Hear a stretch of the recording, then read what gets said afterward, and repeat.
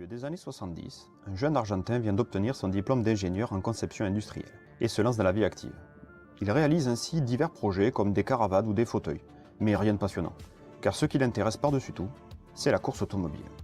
Alors en marge du boulot, il conçoit et construit à temps perdu un châssis de Formule 2. Sa démarche pique la curiosité de Renault, qui lui fournit un moteur pour l'engager en compétition en 1979. Si l'aventure F2 ne produira pas de résultats exceptionnels, elle va lui permettre de rencontrer au détour des circuits le pilote légendaire Juan Manuel Fangio, qui deviendra même un ami. Et Fangio va lui donner un précieux conseil. S'il veut persévérer et percer dans le milieu automobile et la course, il faut aller en Italie, car c'est là que ça se passe. Ainsi, en 1983, il quitte Buenos Aires pour s'installer en Italie, plus précisément à Sant'Agata, car il a décroché un boulot chez Lamborghini, qui en pleine restructuration recrute de nouveaux talents. Très vite, sa créativité et ses compétences vont l'amener à diriger le département des pièces composites, une technologie en plein essor à cette époque. Dans un même temps, chez Lamborghini, la voiture la plus performante du catalogue est la fabuleuse Countach. Mais si sa ligne est encore à couper le souffle, ses prestations dynamiques ont déjà près de 15 ans, et la lutte contre Ferrari est toujours plus rude. Et si des études sont réalisées pour la future remplaçante, le jeune Argentin propose d'étudier une autre piste. Jusqu'à présent, l'utilisation du composite est réduite à la fabrication de pièces secondaires, comme les panneaux, les ouvrants ou les carénages. Il propose de remplacer le châssis acier de la Countach par une structure monocoque en fibre de carbone, du jamais vu. La direction est d'accord pour un prototype, histoire de valider le concept. Tout le monde se met au travail.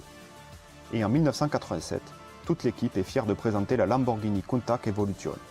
Fraîchement sortie de l'atelier, elle va participer à de nombreux essais, car c'est la première voiture au monde à être fabriquée ainsi. Et elle est bien plus rigide et bien plus légère que la version de série. En effet, l'auto pèse moins d'une tonne. 500 kg de moins que la version série. Une sacrée cure d'amaigrissement. Les performances écrasent tout simplement la version de série. Bien qu'ayant la même mécanique, elle atteint les 330 km/h sur l'anneau de Nardo. C'est 30 de plus tout de même. Et abat le 0 à 100 en 4 secondes 1 au lieu de 5 secondes 5. En plus de la nouvelle structure, elle intègre d'autres raffinements technologiques comme une transmission intégrale, des suspensions pilotées et même des essuie-glaces rétractables. Et comme on peut le voir avec les panneaux laissés à nu et les éléments aérospécifiques, l'auto respire à fond les années 80. On adore ou on déteste. Mais en 1987, Lamborghini n'a plus de sous et va même être racheté par Chrysler. La réalisation de la structure carbone est hors de prix et il y a trop d'incertitudes concernant toutes ces nouvelles technologies pour une production en série. La voiture est détruite pour un dernier test de résistance. Et le projet est tout simplement oublié au profit du modèle Diablo, finalement bien plus conventionnel et rassurant pour la nouvelle direction. Enfin, tout est relatif.